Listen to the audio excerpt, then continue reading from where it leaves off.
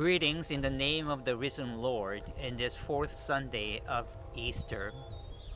Today we'll be reflecting on the Gospel of John, chapter 10, 1 through 10. Jesus talks about giving us life, having it abundantly. And it makes me wonder what abundant life is like. What is a good life? I must admit, as I'm having conversation with many of you, either through Zoom or through phone conversation, I am puzzled. Sometimes in the midst of this pandemic, in the midst of fear, hurt, loss, I expect many of you feel a bit depressed. I'm sure some of you are. Many of you feel even angry.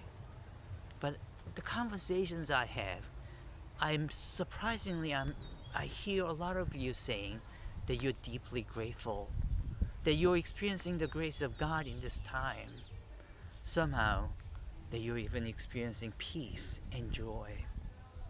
I am touched by that, and it makes me wonder what really good life is, and how it is possible that we can have a good life, not because all the external factors are well, but even in the midst of storms in life.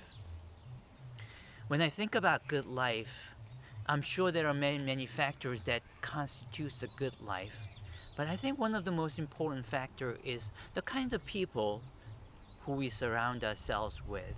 It makes a huge difference what kind of people who we surround ourselves. There is a story about a young man. His mentor asked him, "What kind of people do you want to hang out with? Who do you hang out with?" And this was a reflective young man. He responded saying, I kind of like hanging out with the successful people, but when I actually hang out with them, they make me feel like losers.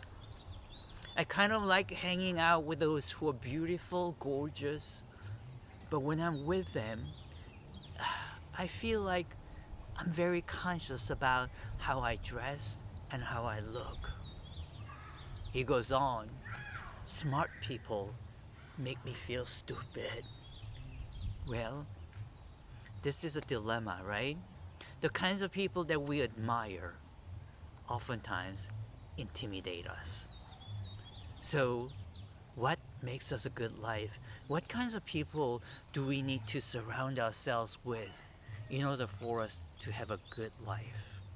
Well, the mentor asked him, "So, what about loving people?"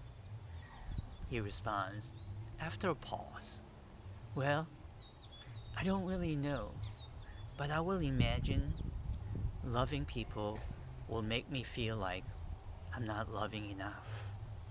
Well, I can understand that, you know, especially in a religious circle. Yes, I'm sure that some of us have experienced the people who are very moral make us feel like we're sinners. The people who are generous may make us feel like we're greedy and selfish. I understand that. Maybe that's what Jesus is talking about between the one who's truly giving us life and the thieves, bandits for the sheep, who may appear to lead us into the right path, but sometimes leave us in a very difficult spot.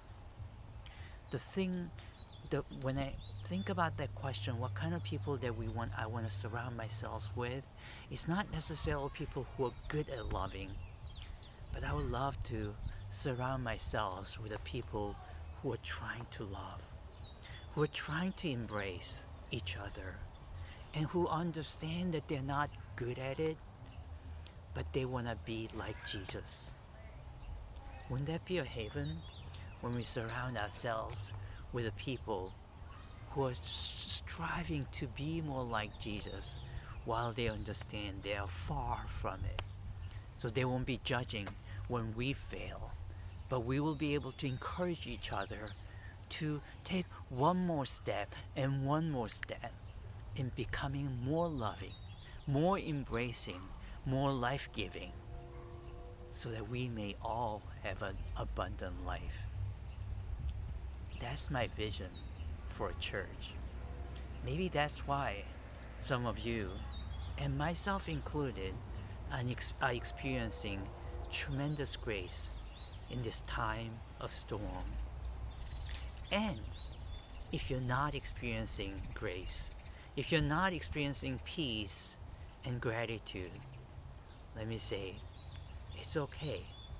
Still, wouldn't you want to have people around you, those who are experiencing gratitude and peace, so that it will rub them off as long as they don't judge you?